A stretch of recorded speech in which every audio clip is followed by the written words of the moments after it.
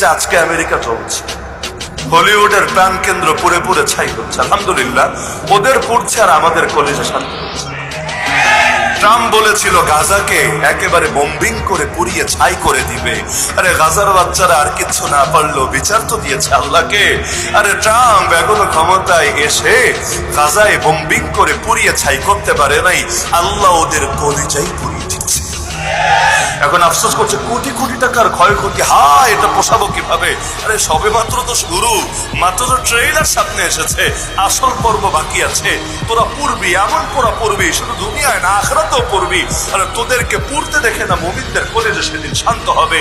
ওয়াউমা ইযি ইয়াফরাহুল মুমিনুন, আরে যখন তোরা জাহান্নামে যাবি, মুমিনরা সোফায় হেলান দিয়ে আলাল আরাইকি ইয়ানজুরুন হাল সুওইবাল কুফারু মা কানু ইয়াফআলুন, সোফার মধ্যে হেলান দিয়ে দিয়ে বসে দেখবে কাফের গুলোকে ওদের কৃতকর্মের সাজা দেওয়া হয়েছে ঠিকভাবে।